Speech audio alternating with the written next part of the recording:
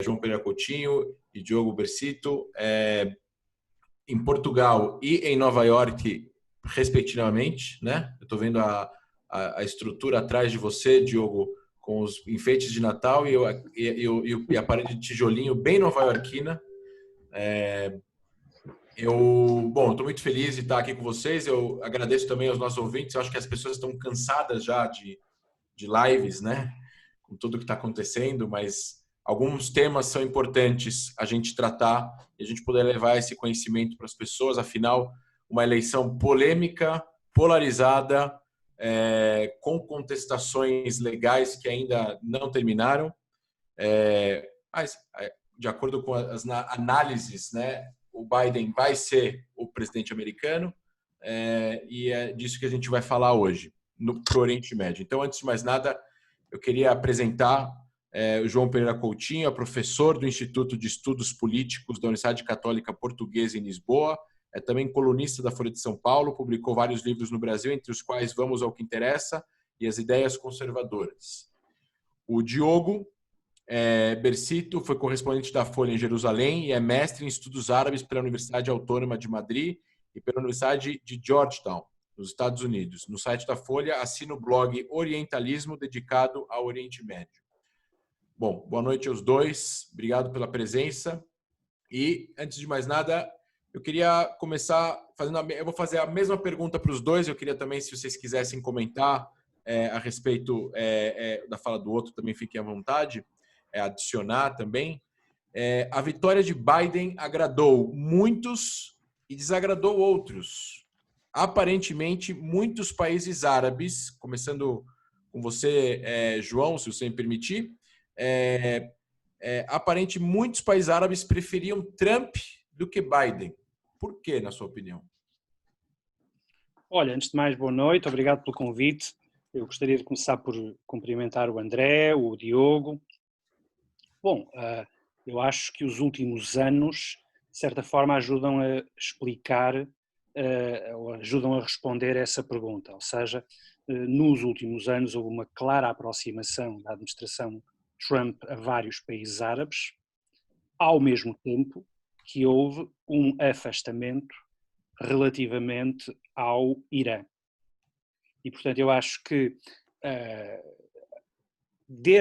basicamente desde a invasão do Iraque e com a destruição da estrutura sunita do país, o Irã transformou-se na grande potência regional e num perigo claro, que é percepcionado como um perigo claro por vários países árabes sunitas. E aquilo que se passou com a administração Bush é que, a partir do momento em que há um rompimento com o acordo nuclear iraniano por parte de Trump e em que há um realinhamento dos países árabes com os interesses dos Estados Unidos, que aliás acabou por materializar-se nos acordos com Israel, por parte do Bahrein, por parte dos Emirados, por parte do Sudão, é evidente que os países árabes veriam com melhores olhos um presidente que, de certa maneira, estava mais alinhado com os interesses dos países árabes, sobretudo relativamente ao Irão. E, portanto, não me espanta que muitos países árabes estivessem mais interessados na vitória de Donald Trump, até porque a fazer fé, a acreditar naquilo que Joe Biden foi dizendo ao longo da sua campanha, ele não vai ser tão compreensivo nem tão tolerante, por exemplo, com a Arábia Saudita. Isso é um dado.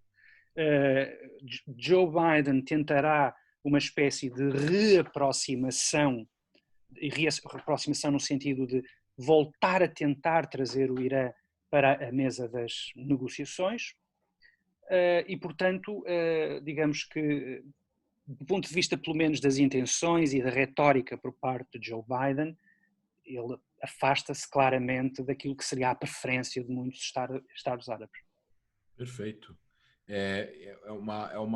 Poderíamos dizer que há um reagrupamento de interesses, de interesses na região e novas amizades, novos grupos, novos blocos sendo criados. Sua opinião, Diogo? Boa noite. Obrigado mais uma vez. Boa noite. Obrigado você, André, pelo convite. Só um adendo, eu estou em Washington, eu não tô em Nova York hoje. Errei por 400 Mas, quilômetros, desculpa. mas eu concordo com tudo que o João disse. Eu acho que há uma série de líderes, né, na região que estão bastante preocupados com o resultado da eleição, né? Se a gente pensar no ditador egípcio, por exemplo, no Sisi, que o Trump conhecidamente se referiu a ele como meu ditador favorito, né?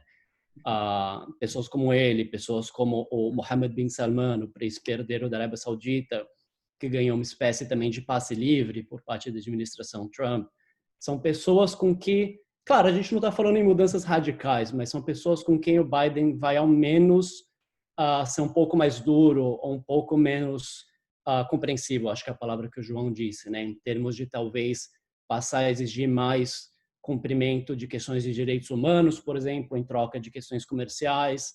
Na questão da Arábia Saudita, o Joe Biden pelo menos sinaliza que vai deixar de apoiar a guerra no Iêmen, talvez condicione venda de armas também ao cumprimento de normas de direitos humanos. Então, são regimes que vão ter um período mais difícil, né? Eu acho que, excepcionalmente, os palestinos estão contentes, né? Não eufóricos, continuam céticos, mas eu acho que para os palestinos o prospecto é um pouco mais positivo, né? Para as autoridades palestinas, em termos de terem de novo alguém na administração que possa trazer eles para a conversa, né? Ou possa de alguma maneira incluir eles nas negociações, que foi uma coisa que não aconteceu nos últimos 4 anos. Eu reparei, depois das eleições, que como com toda a polarização que existe, de que grupos pró-Israel que queriam que o Trump ganhasse, algumas pessoas pró-Israel, algumas pessoas da comunidade judaica, etc. e tal, apesar de 70% da comunidade judaica americana votar no democrata, mas estou falando em outros países, por exemplo, né? No Brasil, na Argentina, até mesmo em Israel, de que vai ser um desastre para Israel o governo Biden. Claro que e ao mesmo tempo eu entrei em páginas palestinas aqui no Brasil, em outros lugares, e eu reparei que eles também acham que vai ser um desastre para os palestinos, né? Que um governo Biden-Harris não quer dizer que vai ser um governo pró-palestino, ou seja, existem gente achando que gente pró-Israel achando que ele vai ser contra Israel e gente pró-Palestina achando que ele vai ser contra os palestinos. E é engraçado porque existe aqui a verdade deve estar aí no meio, né? O governo Biden foi vice-presidente do Obama, não necessariamente concordava com Obama em determinadas questões, né? No passado, ele já votou a favor de Israel como senador, né? Ele votou a favor da transferência da embaixada em 95 para Jerusalém. E de uma certa forma existe aqui uma tentativa de tentar fazer com que ele perca a legitimidade dentro do campo, porque o candidato favorito perdeu. Isso vale para os dois, né? Então, eu pergunto a vocês, na questão palestina, quanto ele pode ser muito diferente na questão, mesmo que ele volte a negociar, mesmo que ele vá até Ramallah e se encontre com Abbas e volte a negociar. No final das contas, o cerne das questões de refugiados de Jerusalém, o que pode vir de dentro da cartola Biden, que já não veio antes? João? Olha, eu entendo essa intranquilidade por parte de palestinos e por parte de israelenses. De certa forma, falando, por exemplo, do caso de Israel, Israel não esquece que foi durante a administração Obama que os Estados Unidos não bloquearam uma resolução das Nações Unidas relativamente à construção de assentamentos. E, para além disso, as relações pessoais entre Joe Biden e Netanyahu não são propriamente, ou enfim, não são sequer comparáveis às relações pessoais que existiam entre Donald Trump e Netanyahu. Agora, é preciso, acho eu, dizer duas coisas. Em primeiro lugar, é preciso ter em atenção que os factos históricos relativos ao conflito não mudaram. Ou seja, se nós partirmos do pressuposto de que discutir o conflito israelense-palestino passa por discutir o Estatuto de Jerusalém, as fronteiras o problema dos refugiados, isto só para citar como é que se diz, os greatest hits, não é? Jerusalém, fronteiras, refugiados, para além dos outros problemas todos, do terrorismo, do acesso à água, etc. Estes factos não mudaram. Ou seja, os refugiados continuam a existir por parte da liderança palestina uma exigência de retorno dos refugiados às terras originais. O problema de Jerusalém não está decidido, portanto não está verdadeiramente nada decidido. E, portanto, os factos históricos continuam a pesar sobre este conflito, independentemente de quem seja o presidente. Agora, é preciso também ter em conta que existem factos no terreno, que já existem no terreno, e que, de certa forma, não parece que uma administração Biden vá transformar radicalmente algumas coisas que foram feitas nos últimos anos. Por exemplo, muitos analistas afirmam que o facto de Donald Trump ter conseguido acordos entre alguns países árabes e Israel foi uma coisa extraordinária, nunca antes vista, etc, etc. Não é verdade. Ou seja, a possibilidade de existirem relações de paz entre países árabes e Israel sem que isso passe por uma resolução do conflito israelense-palestino foi o que se passou com o Egito na década de 1970, foi o que se passou com a Jordânia na década de 1990, portanto não há aqui nada de absolutamente revolucionário. E aquilo que a administração Biden, aquilo que o próprio Joe Biden afirma, é que vai procurar seguir este caminho, ou seja, poder levar mais Estados árabes a poderem reconhecer Israel e a firmarem tratados de paz, etc., com Israel. Naturalmente que quer-se Joe Biden tentar uma posição um pouco mais conciliatória com o Irã, quer-se Joe Biden for um pouco mais duro com a Arábia Saudita, por exemplo, isso vai ser mais difícil de acontecer, como é evidente. Mas, de qualquer das formas, há um caminho, e esse caminho, que foi trilhado com relativo sucesso por Donald Trump, Joe Biden afirma que não vai abandonar esse caminho. Em segundo lugar, e do ponto de vista dos palestinianos, é evidente que a situação só tem tudo para melhorar, porque é impossível piorar. Ou seja, o que aconteceu durante a presidência de Trump foi praticamente um corte de relações do ponto de vista político e diplomático com os palestinos, ou seja, os palestinos não têm representação, para falar da cidade onde está o Diogo, a representação palestina em Washington basicamente deixou de existir em termos práticos.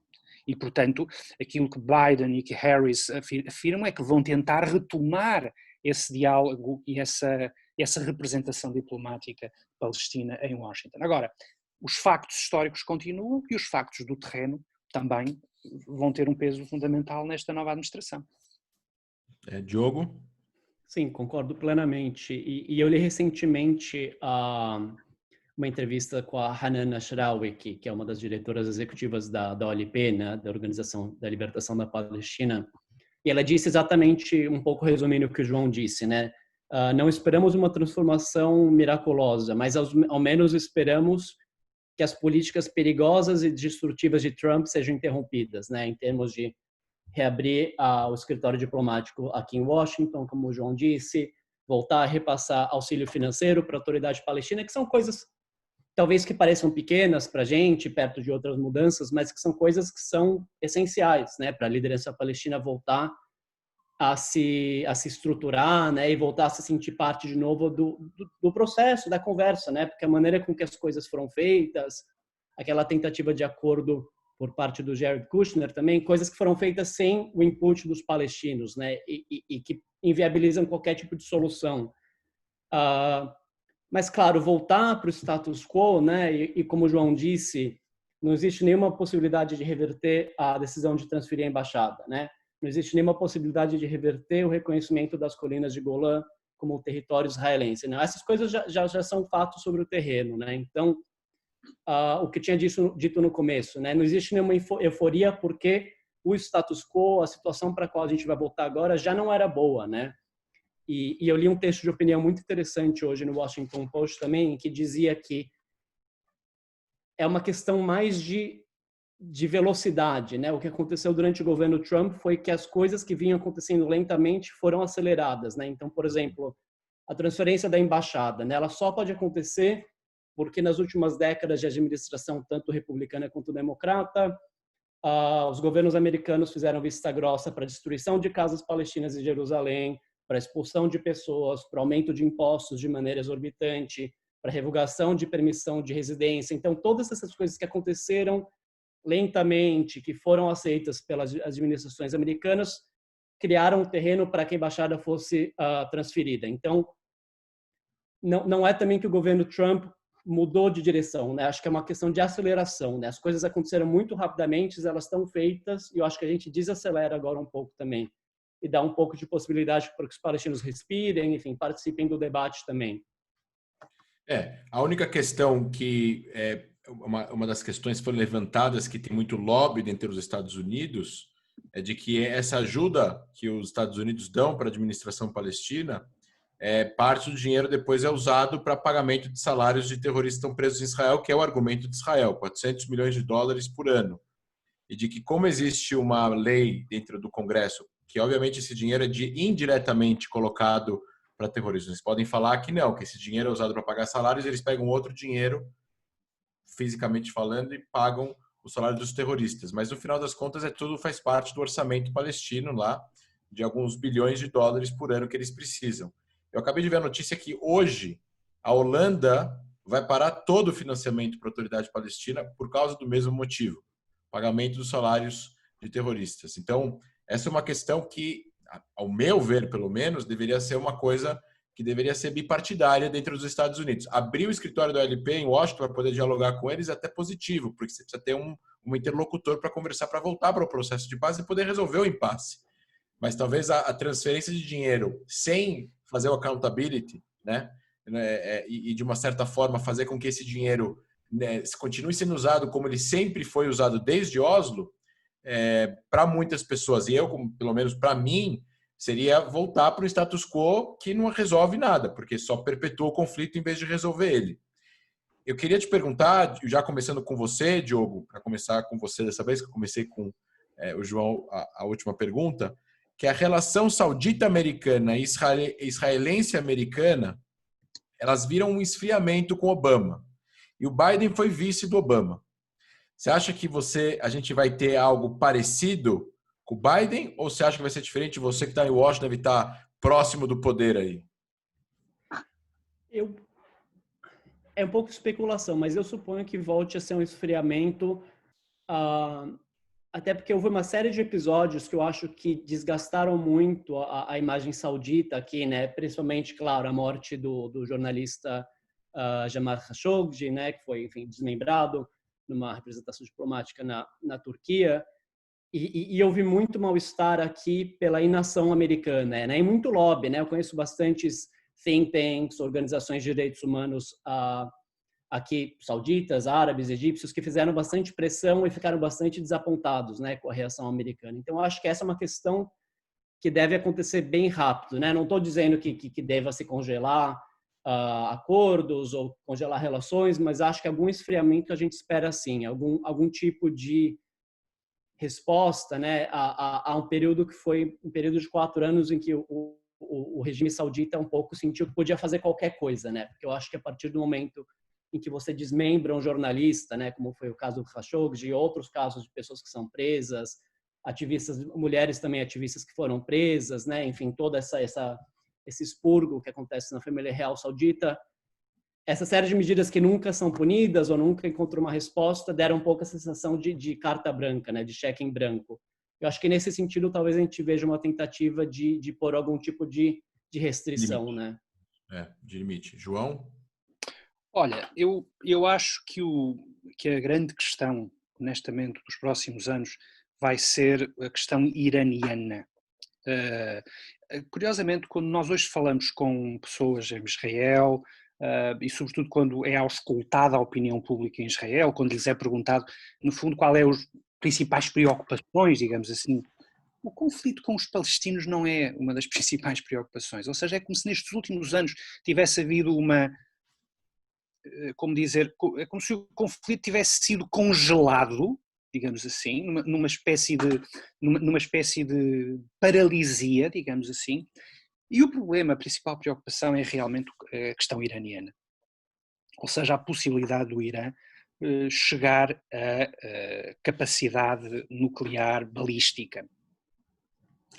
E isto é sobretudo importante porque na semana passada, nós soubemos pela Agência da Energia Atómica das Nações Unidas que o Irã não só continua a armazenar o urânio enriquecido, como quando comparamos a quantidade de urânio armazenado agora em 2020 com aquilo que existia em 2015, a altura em que foi avançado o acordo nuclear, o Irã tem 12 vezes mais capacidade do que tinha em 2015.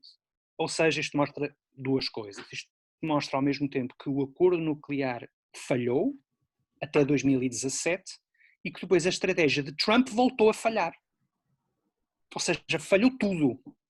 E, portanto, falhou quer o primeiro acordo, quer a tentativa de isolamento da administração Bush relativamente ao Irã.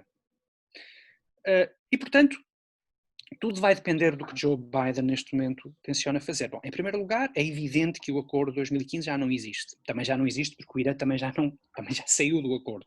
Portanto, esse é o primeiro facto, ou seja, se o problema iraniano passa por um novo acordo nuclear, e partindo do pressuposto de que o novo acordo nuclear passa pelo Congresso, porque é preciso, enfim, também fazer uma referência a esse dado, sobretudo se o Senado continuar com maioria republicana, é evidente que um novo acordo vai ter que lidar, em primeiro lugar, com as fragilidades do primeiro acordo. Ou seja, não é possível simplesmente estabelecer uma espécie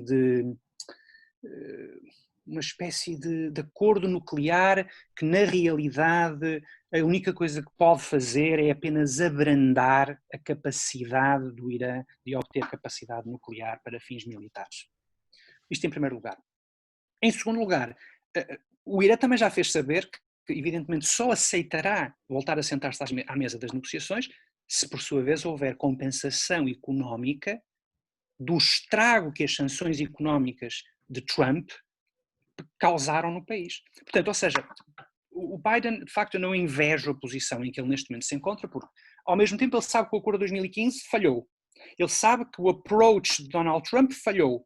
Ele sabe que o Irã só aceita voltar a sentar-se à mesa se houver compensações de natureza económica. E ele sabe que é preciso um novo acordo que tem que passar pelo Congresso para ter alguma possibilidade de sucesso. E, portanto, é isto que neste momento, eu acho que the heart of the matter, não é? Eu acho que o grande problema aqui é o que fazer com o Irã que, segundo sabemos, pelas Nações Unidas, está mais próximo de capacidade nuclear balística, tem uma quantidade de urânio enriquecido que é infinitamente superior àquilo que tinha em 2015, e este é o problema que vai, quanto a mim, decidir o posicionamento da Arábia Saudita, o posicionamento dos outros Estados Árabes, o posicionamento de Israel, e que vai, obviamente, limitar a ação de Joe Biden. Quer comentar alguma coisa, Diogo? Sim, só reforçar um ponto que eu acho que para mim é o ponto central, é a lição de que a estratégia da administração Trump não funcionou de maneira alguma, né? Como o João disse. Eu acho que o impacto, enfim, a devastação econômica que isso causou no Irã, a miríade de conflitos que isso trouxe, né? Enfim, a gente viu mais conflitos na região, mais braços iranianos espalhados pela região, mais chances de conflito entre Irã, Israel, Estados Unidos, né? Não existe nenhum ponto positivo da estratégia atual do governo americano. Então, eu acho que concordo, não invejo a posição do Biden, mas acho que é claro, pelo menos aqui, que isso que está sendo feito não funciona, né?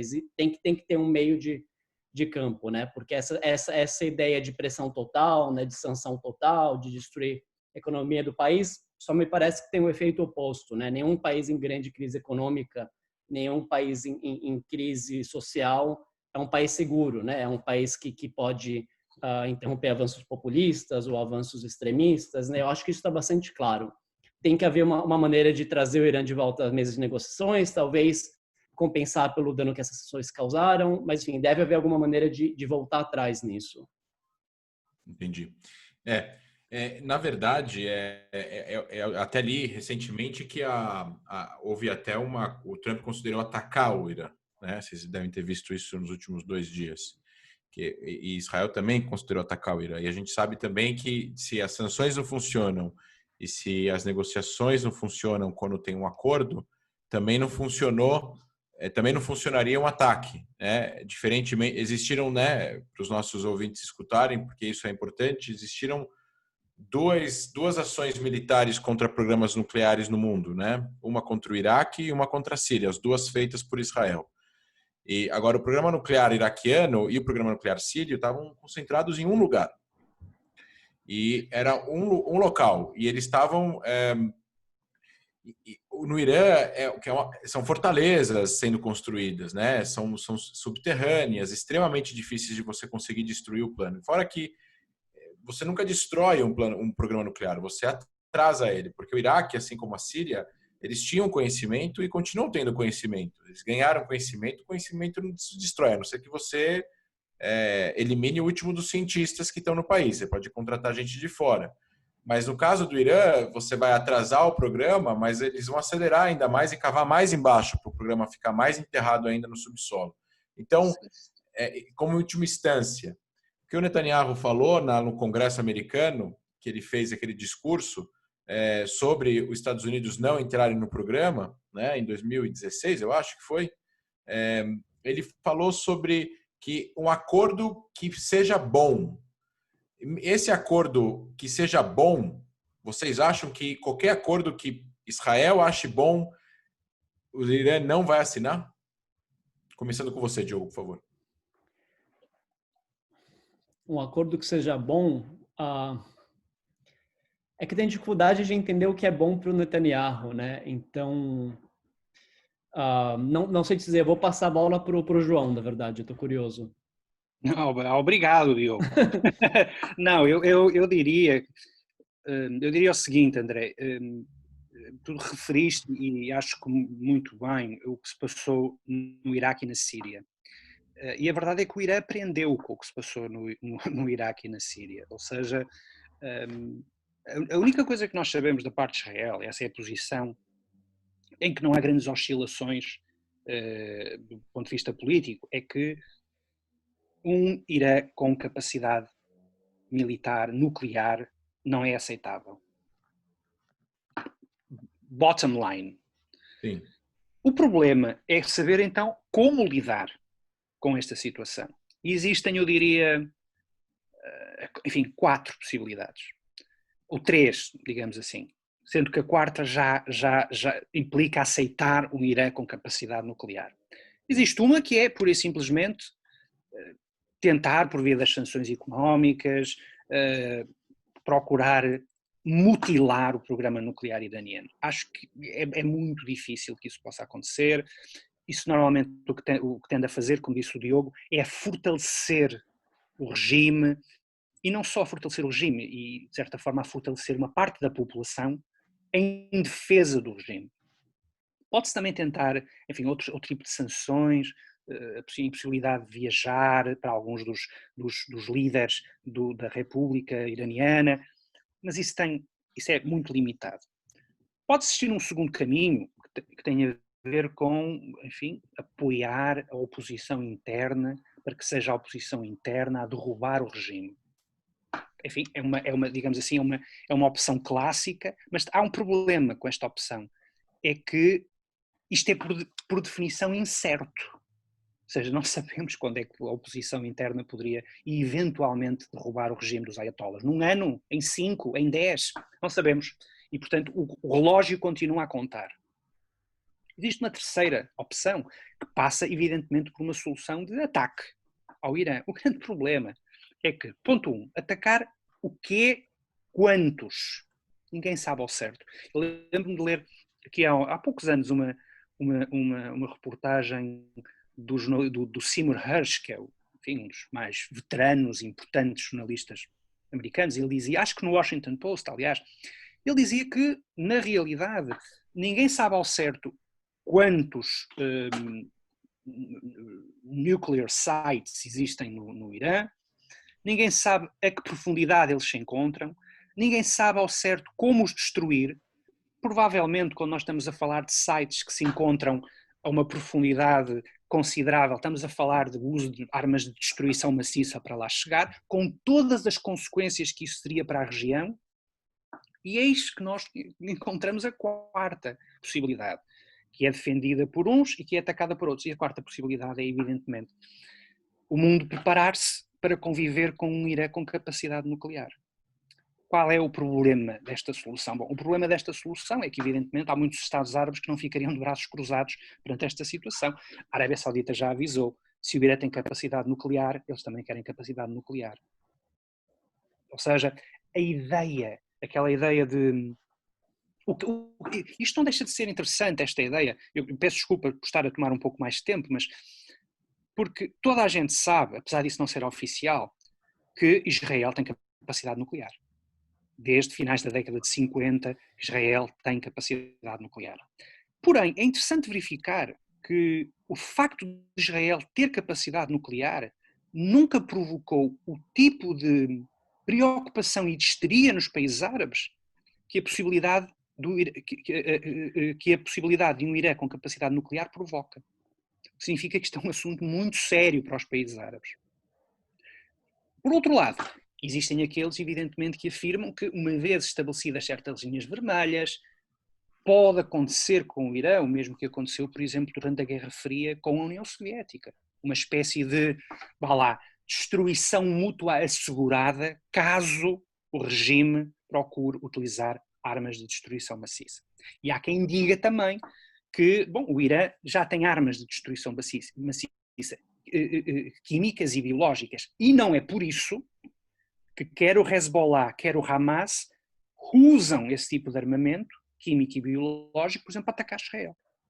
Ou seja, isto, no fundo, aqueles que relembram estes factos, o que eles no fundo estão a querer dizer é que, apesar de tudo, existe algum grau de racionalidade por parte do regime iraniano. É evidente que você também pode dizer, mas ter armamento nuclear muda as regras do jogo. De certa forma, o Irã nunca forneceu armas químicas ou biológicas, quer ao Hamas, quer ao Hezbollah, porque sabia que a retaliação poderia ser uma retaliação altamente destrutiva. E, portanto, ter neste momento capacidade nuclear altera radicalmente as regras do jogo. Isto apenas para dizer o seguinte, para dizer que, para Israel, parece-me claro que Israel não aceitará um Irã com capacidade nuclear. Aliás, é curioso porque sempre que se pergunta a alguém de Israel qual é a sua posição relativamente a um Irã com capacidade nuclear, a resposta standard é sempre a mesma. Isto não é um problema só de Israel, é um problema da Europa, é um problema do Ocidente. Verdade. O grande problema está em saber como impedir que isto aconteça, porque não há nenhuma solução fácil aqui. Não há. Eu até ia perguntar para vocês o seguinte, começando com o Diogo. Trump e Biden veem o mundo de forma diferente, né? O Trump rompeu muita coisa, o Biden é mais multi-organizacional, com questões de organizações internacionais e tudo mais. Só que, mas Trump ajudou a promover os acordos de paz entre Israel, o Golfo Pérsico e o Sudão, e Biden acenou positivamente para isso, que a gente já tocou nesse assunto agora. E que provavelmente vai estabilizar. Ele comentou, né? Isso estabiliza a região, ou seja, ele aprovou, cumprimentou e tudo mais. Mas em que eles divergem? Por exemplo, o Trump não quer um acordo, o Trump não quer uma Irã nuclear e nem o Biden.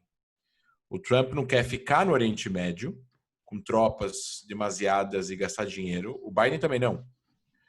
Ou seja, em que eles divergem em relação ao Oriente Médio? Tirando a questão dos direitos humanos que você mencionou, Diogo, sobre a Arábia Saudita, que todos os governos democratas ao longo dos últimos, principalmente no governo Obama e no governo agora, no próximo governo Biden, vai ser um pouco mais forte por causa do uso da internet, mídias sociais, a pressão popular é maior, mas o que eles divergem no Oriente Médio e não convergem?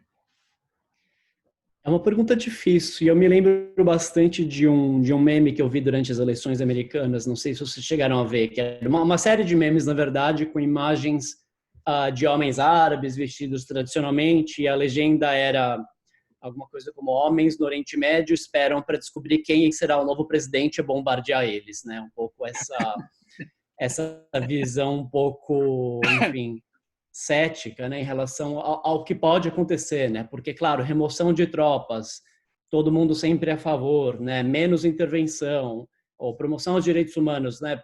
A gente vê pouca diferença entre os presidentes, de fato, né? Mesmo Obama, enfim, com tudo que teve de positivo e com todo o simbolismo da presidência dele, era o presidente que bombardeava o Iêmen, né, com drones, é o presidente que matou cidadãos americanos no Iêmen, né? Então, difícil ver uma grande divergência. Eu acho que para além dessas questões que a gente conversou, talvez se aproximar com o Irã, talvez incluir os palestinos nas conversas, talvez ser um pouco mais duro em questões de direitos humanos. Eu acho que fora isso, é difícil encontrar qualquer tipo de divergência, André. Não consigo pensar em nenhuma, na verdade. Eu já... A única coisa que, assim, que me soa divergente de cara seria a solução para o conflito palestino-israelense que talvez o Trump veja como um deal e o Biden veja talvez de uma forma um pouco mais internacionalista. Por isso que a proposta do Trump era uma proposta dos palestinos querendo 70 milhões pelo prédio e ele oferecendo 20 para fechar em 50, ou para fechar em 30. Porque isso, pela narrativa palestina, o que o plano dava era, vocês vão ter aqui Abu Dis, que é um bairro afastado, vocês colocam lá a capital de vocês, que vai chamar Al-Quds, vocês não podem usar o nome Jerusalém. Isso mostra um rompimento de uma política que foi feita pelos Estados Unidos por muitos anos, republicanos e democratas, né? Os dois juntos. Como ele era um outsider, ele fez coisas outsider. Agora ele vai voltar para os negócios dele e agora vai vir um senador de 40, 50 anos. A minha impressão é que talvez eles diverjam nisso. E também tem uma relação diferente entre Biden e o governo de Israel e o Obama e o governo de Israel. Dizendo que sendo o primeiro-ministro a mesma pessoa e dizendo que o Netanyahu vai continuar por mais algum tempo, o Biden já tem uma relação com o Netanyahu um pouco mais calorosa. Tem um discurso dele no World Jewish Congress que o Biden fala, eu não acredito, ele falou, eu não concordo em nada do que esse cara está falando, mas eu amo ele. O Biden falando para o Netanyahu. Gente, a gente tem muitas perguntas do público, eu vou ler elas para vocês. Posso só fazer um adendo, André? Diga, por favor. Eu acho que até emendando com uma das perguntas do público, porque alguém, acho que o Roberto Blatt mencionou... Eu vou ler aqui as perguntas.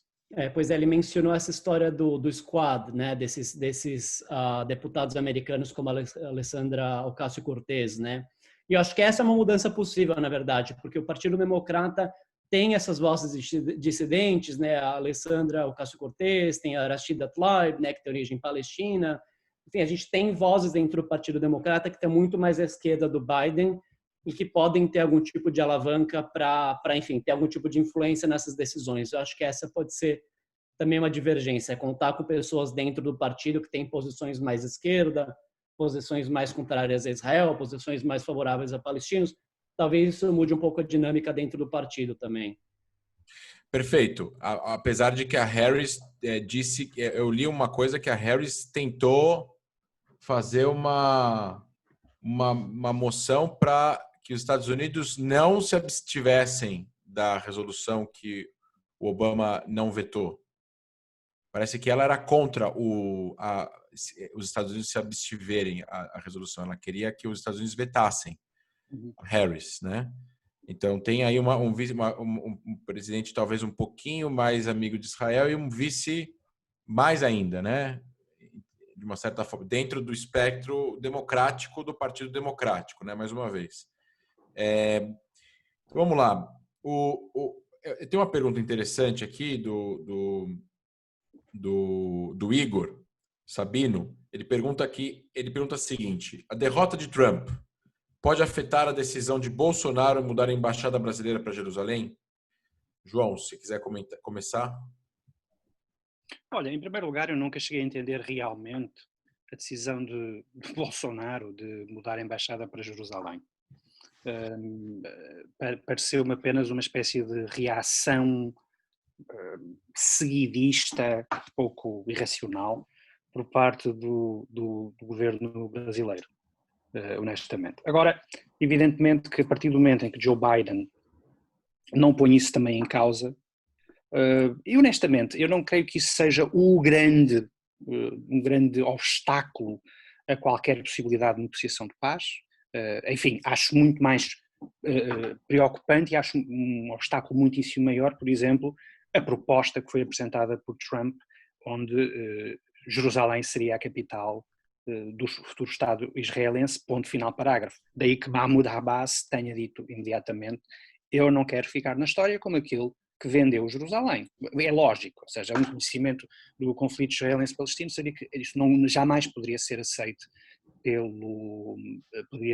pelo lado palestino. Agora, no caso de Bolsonaro, enfim, não faço a mínima ideia, provavelmente não vai alterar grande coisa.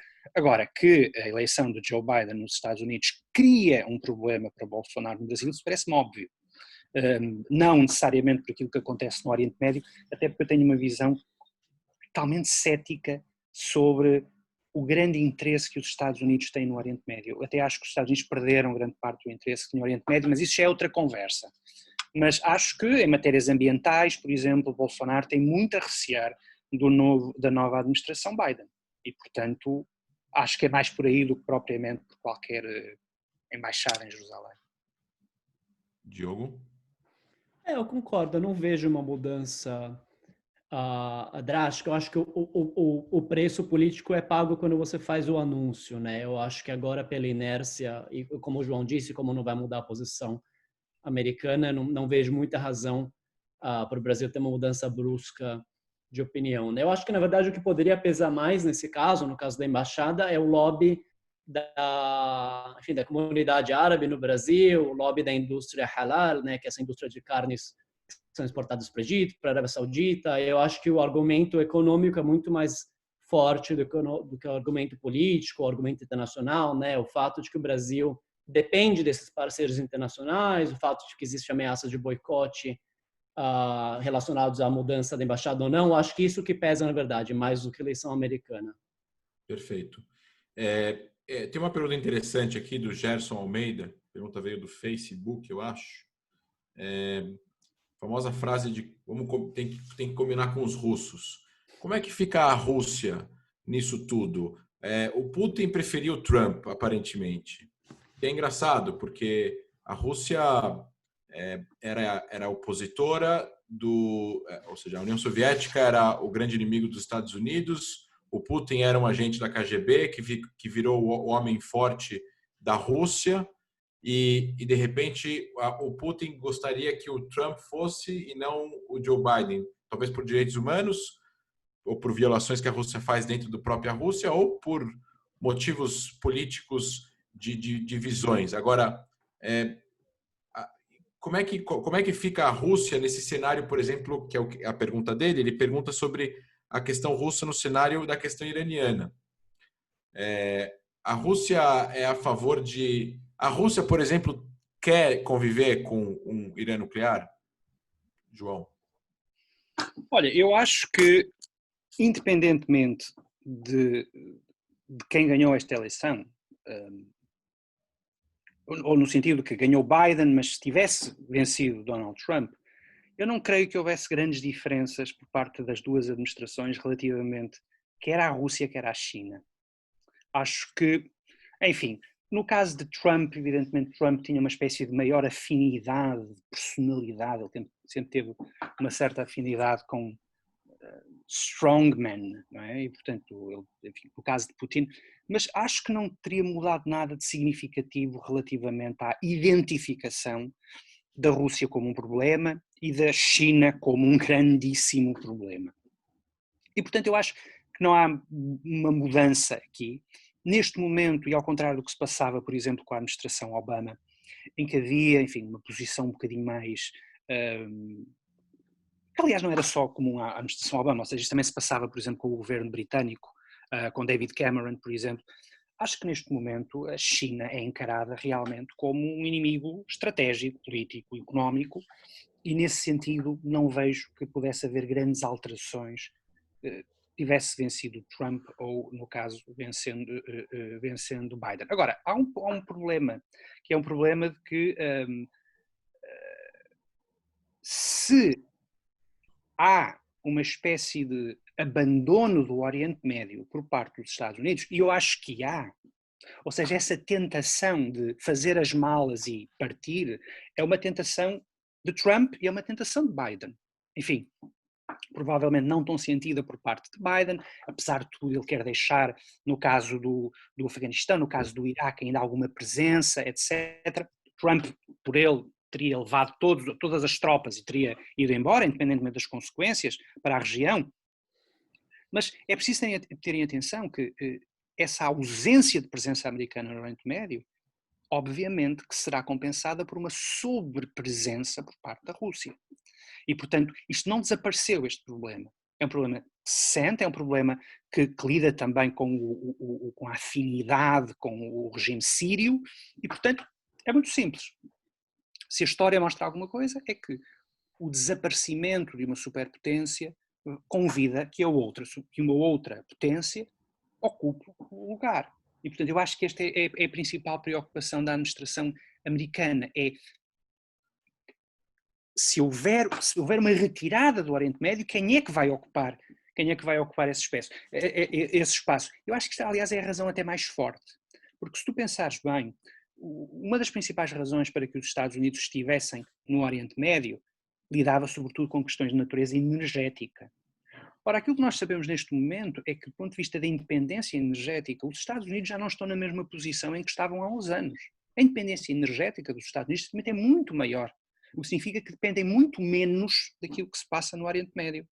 O problema é que nem tudo é uma questão energética, há também uma questão geoestratégica e é evidente que uma maior presença russa na região é contrária aos interesses dos Estados Unidos. Diogo? E eu diria até mais, né? Porque essa presença russa sobre a qual o João está falando, enfim, esse vácuo de poder nem começa durante o governo Trump, né? Começa durante o governo Obama, né? O Obama é o presidente que pesa as relações dele com a Rússia em questões de ser duro ou ser leniente. Foi Obama que abriu esse espaço para a Rússia se tornar um dos grandes mediadores no Oriente Médio, né? Para a Rússia ter todo esse espaço que tem na Síria. Não só a Rússia, aliás, né? O Catar, a Turquia, né? Eu acho que esse retrocesso americano, que vinha muito da política da Hillary Clinton também, durante o governo Obama, enfim, é uma questão antiga, né? Eu acho que vai ser difícil reverter. Eu acho que a gente chegou numa situação em que a Rússia e a Turquia já são atores importantes na região. Eu, por curiosidade, estava lendo uma pesquisa do Barômetro Árabe sobre as eleições americanas e os números dizem isso, né? Porque 12% dos cidadãos desses países árabes apoiavam as políticas do Trump, 28% deles apoiavam o Putin e 51% o Erdogan, né? O presidente turco, né? Então, tanto a Rússia quanto a Turquia têm, na verdade, mais impacto agora, ao fim, mais apoio da população árabe do que o presidente americano nesse contexto. Pois é. Uma das questões eu acho que o programa nuclear iraniano é a questão mais importante da política do presidente para o Oriente Médio. A questão iraniana vai continuar sendo a questão mais polêmica, mais problemática e também de ordem estratégica, não só para Israel, como para todos os países da região. Mas isso é visto também com preocupação. Começa com você, Diogo. Eu sei que você está em Washington, mas com certeza você deve seguir também os grandes jornais, os grandes think tanks de lá também. Será que a Europa também está preocupada com a volta? Será? Porque, como o Coutinho falou, existiu o programa, existiu o projeto, o acordo. O acordo foi feito. E aí, depois de 2 anos, os Estados Unidos saiu do acordo. Uhum. E aí, hoje em dia, em 2020, a gente já sabe o que aconteceu. Que o acordo não funcionou e depois que a saída do acordo também não funcionou. Ou seja, será que os europeus que assinaram o acordo, e muitos são as mesmas pessoas, né? Eles gostariam de que os Estados Unidos voltasse para o mesmo acordo? ou eles gostariam que os Estados Unidos liderassem para fazer um novo acordo? É uma boa pergunta. Eu não sei se eles já fizeram esse exercício de autorreflexão, André. Eu acho que a tentação ou a tendência agora é de dizer, eu avisei, né? De dizer para o governo americano, olha, a gente te disse que isso ia acontecer, a gente disse que você não deveria ter saído do acordo, a gente disse que isso ia levar a uma crise econômica, ia levar a uma crise política, e eu acho que pelo menos essa deve ser a primeira reação, né? Tentar um pouco seduzir os Estados Unidos de volta ao multilateralismo, né? Às mesas de negociação, e eu acho que daí as concessões vão ser inevitáveis, né? Eu acho que na linha do que o João vinha dito, né? De que reconhecer que o acordo como foi feito não funcionou também, e buscar outra maneira, mas eu acho que a tendência é ainda insistir em um acordo, né? Mais do que em mais sanções. Eu não vejo a Europa indo em direção a encontrar os Estados Unidos no extremo, né? De impor mais sanções. Eu não acho que isso deve acontecer. Não, mas talvez pedir para os Estados Unidos de forma em quatro paredes, assim, falar, olha, porque o acesso à inteligência de que não funcionou, de que eles têm 5 vezes mais urânio, é uma 12, informação 12 vezes. 12 vezes. É uma informação conhecida nossa e deles, né? Não é uma informação privilegiada. E Israel compartilha inteligência com esses países e compartilha inteligência também com os Estados Unidos a respeito do assunto.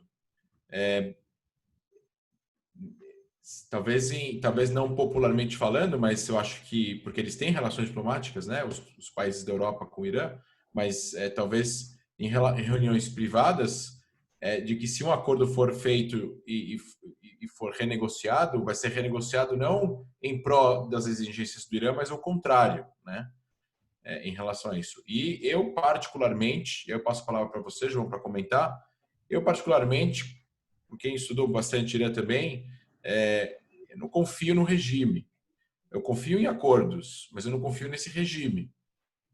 Então, assim, eu alugaria meu apartamento, entre aspas, né? Hipoteticamente, eu alugaria uma casa para um casal e eu não conheço o casal, eu faço um acordo. Eu tenho um advogado, tenho a justiça brasileira, estamos garantidos. Mas se viesse uma pessoa, um criminoso de um traficante ou um ladrão, alguma coisa assim, e quisesse fazer comigo um acordo para alugar minha casa, eu não alugaria, mesmo com acordo, porque ele pode burlar o acordo. Ou seja, eu enxergo o regime, não o Irã como país, mas eu enxergo o regime assim. Eu enxergo o regime utilizando do multilateralismo que existe nas relações internacionais e nas organizações internacionais para ganhar tempo, empurrar com a barriga e, no final das contas, conseguir a arma que vai perpetuar o regime por muitos e muitos anos. João. Olha, bom, em primeiro lugar, a decisão dos países europeus será sempre alinhada com a posição da administração americana. É preciso lembrar que há o acordo em 2015, os países europeus assinam o acordo é rompido em 2017, vêm as sanções e os países europeus também estabeleceram sanções ao regime iraniano. Portanto, eu diria que há uma espécie de conformidade com aquilo que é decidido pela administração americana. Agora, é evidente que o ADN da União Europeia é um ADN multilateralista e, portanto, tenderá a privilegiar, como dizia o Diogo, a possibilidade da existência de um acordo com o Irã. Agora, o problema é que, ponto 1, pelo comportamento do Irã nos últimos anos, aliás, o comportamento do Irã antes da assinatura do acordo em 2015 era um comportamento altamente duvidoso de ocultar provas aos inspectores, de não respeitar o que tinha sido combinado em sede das Nações Unidas e, portanto, ou seja, chegou-se ao acordo, curiosamente, não porque se tenha entendido que o Irã estava de boa fé, mas pelo contrário. Ou seja, entendeu-se que precisamente pelo facto do Irã estar de má fé, era preciso assinar um acordo e, a partir daí, digamos assim, quase começar de novo. Agora, o grande problema é que é um acordo que durou 2 anos. não é? E, portanto, neste preciso momento, a única coisa que nós sabemos é que com acordo e depois sem acordo, a capacidade de armazenamento de urânio enriquecido aumentou de forma dramática. E, portanto, qualquer acordo, qualquer negociação, qualquer trato diplomático com o regime iraniano terá que ter em conta a destruição de confiança, que me parece brutal, que aconteceu nestes últimos anos. Exato. Bom, chegamos em 1 hora. Eu queria fazer uma última pergunta para os dois. A gente também não cansar muito os nossos espectadores, né, no horário. E o João já são quase meia-noite aí. O que esperar? Bom, dizem que a equipe política externa de Biden, a gente ainda está falando de Irã, mas a gente pode falar isso também em relação aos palestinos, em relação à Arábia Saudita, a gente pode falar isso em relação ao Líbano, né? Toda a questão com o Hezbollah, depois da explosão em Beirute, está dividida. Tem gente que tem uma posição e tem pessoas da equipe política externa dele. Tem gente que tem outras posições.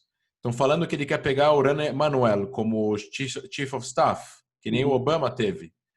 E tem gente no Partido Democrata que não está gostando disso, que queriam que ele pegasse uma pessoa mais progressista do Partido Democrata para ser Chief of Staff, né? O que vocês esperam dos primeiros 100 dias do governo Biden? Ele vai visitar Israel no primeiro termo, vai visitar Israel só no segundo, que nem o Obama? Ele vai visitar primeiro a Arábia Saudita e depois Israel, que nem o Obama fez? Ou ele vai primeiro para Israel e depois para a Arábia Saudita?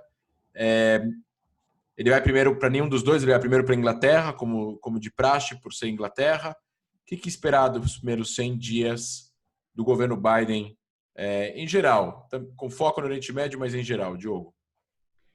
Olha, o que eu espero para o primeiro dia, que é uma promessa dele, inclusive, é que ele interrompa de imediato o veto à entrada de muçulmanos nos Estados Unidos, né? Ou a veto à entrada de pessoas que vêm de países de maioria muçulmana, né? Eu acho que essa foi uma das promessas dele, que era uma coisa que ele faria no primeiro dia, e eu acho que é uma coisa que eu espero, eu imagino que seja feita, e eu tenho fé de que é a coisa certa a ser feita, né? Eu conheço muita gente aqui, eu tenho muitos amigos de origem árabe aqui, que ou deixaram os Estados Unidos, ou deixaram de vir aos Estados Unidos. Eu tenho amigos que estavam de malas prontas para a possibilidade do Trump ser reeleito. Então, eu acho que para a gente no Brasil, para vocês no Brasil, pode parecer uma coisa pequena, mas essa é uma coisa enorme, né? Em termos de relações com o Oriente Médio. Então, essa, eu imagino e eu espero que seja a primeira decisão dele. Em termos de visitar Israel ou a Arábia Saudita, confesso que não sei. Me surpreenderia muito que ele visitasse a Arábia Saudita antes de Israel. Até por aquilo que a gente estava dizendo, pela expectativa de que ele esfrie as relações com Mohammed bin Salman, mas daí eu acho que é só especulação. Não sei se o João concorda. Sim, enfim, o Biden já afirmou que nos primeiros dias tenciona reverter várias das decisões de Trump. Uma delas é exatamente isso, ou seja, essa limitação, essa proibição de entrada de muçulmanos, de alguns muçulmanos nos Estados Unidos. Outra é os Estados Unidos vão voltar ao Acordo de Paris relativamente às alterações climáticas. Ele também já disse que vai voltar a fazer isso. Portanto, e estas são medidas que ele tenciona tomar o mais rapidamente possível. Agora, relativamente a questões, essas questões mais substanciais relacionadas com o Oriente Médio, é preciso lembrar que ele vai ter que negociar com o Congresso. Ou seja, e não me parece que a parte mais à esquerda do Partido Democrata tenha neste momento um grande leverage, ou seja, uma grande capacidade de estabelecer uma agenda dentro da administração Biden. Aliás, neste momento há uma grande discussão no interior do Partido Democrata relativamente aos resultados eleitorais que deram a vitória a Joe Biden, mas os democratas perderam vários lugares que eram lugares que estavam a disputar diretamente, por exemplo, para o Congresso, para a Câmara dos Representantes, e uma parte do Partido Democrata acusa a outra parte do Partido Democrata de ter sido demasiado progressista, enfim, afirma nunca mais se pode pronunciar a palavra socialismo no interior deste partido, ou seja, a situação também é uma situação de, enfim, quase guerra civil dentro do do Partido Democrata. E, portanto, eu acho que Joe Biden vai ter muita cautela nisso, ele vai, parece-me que o Joe Biden, apenas para terminar, ele é um cavalheiro da velha escola, não é? E, portanto, eu acho que ele tem uma dimensão Clinton e uma dimensão Obama, ou seja, ele entende, por um lado, que é muito importante voltar a sentar os palestinos com os israelenses, de preferência em Camp David, não é? Portanto, é toda aquela mitologia clintoniana, acho que vai tentar reforçar isso. Depois também tem um lado Obama no sentido de tentar, enfim, melhorar as relações entre os Estados Árabes e Israel, tentar um outro approach relativamente ao Irã. Ou seja, não estou a ver grandes cisões, grandes revoluções no approach de Biden relativamente ao Oriente Médio. Se eu puder fazer um adendo, André, só para a gente colocar em perspectiva, mas esse não vai ser um mandato certamente de questões de relações exteriores, né? Vai ser um governo de lidar com a crise econômica e de lidar com a pandemia, né? Então, acho que a gente está falando sobre essas questões, mas é bom a gente lembrar que são questões secundárias ou terciárias agora, né, para o governo americano. Assim, para a população e para a administração, o que vai ser feito de Jerusalém ou não, é totalmente secundário, né? Eu acho que a urgência agora é colocar a economia em ordem, enfim, estancar enfim, a morte de centenas de milhares de pessoas, e eu acho que aí sim pensar em outras questões, mas não me parece que vai ser, para concluir, enfim, não me parece que vai ser a prioridade dessa administração, de maneira alguma. Bom, pelo menos a gente espera então que ocorra, né, que no primeiro dia ele faça realmente, ele tire o veto da entrada de muçulmanos dos Estados Unidos. Eu acho que não tem, eu particularmente, eu acredito que vocês também não têm, Homeland Security não pode ser baseado em religião. Homeland Security é uma coisa, e religião é outra, e a etnia é outra, e os Estados Unidos são os Estados Unidos, né? Na minha opinião, uma das maiores democracias do mundo, né? Por causa dessa diversidade, isso não pode acontecer. Então, com essa mensagem, queria agradecer vocês demais. Não quero ficar segurando vocês, a gente tem, é muito gostoso ficar conversando, a gente pode se estender, mas no final das contas, quero deixá-los à vontade também de seguir a noite de vocês com mais alguma outra coisa, além de ver o Careca aqui falando do Irã. E agradecer a vocês, foi um prazer, gosto bastante dos dois, tivemos oportunidades aqui de já ter conversas com os dois em momentos diferentes, nós três contribuímos, cada um da sua forma, para o maior jornal do país, com muito orgulho, divergindo às vezes, concordando né, eu sempre digo assim, né, Diogo e João, eu virei para um amigo meu quando casou, eu falei, a gente discorda algumas vezes e a gente concorda com todo o resto. É uma boa. Enquanto for assim, está perfeito. Perfeito. Por assim está perfeito. Obrigado a vocês. Obrigado. Boa noite, pessoal. Boa noite a todos. Obrigado. Boa noite. Tchau.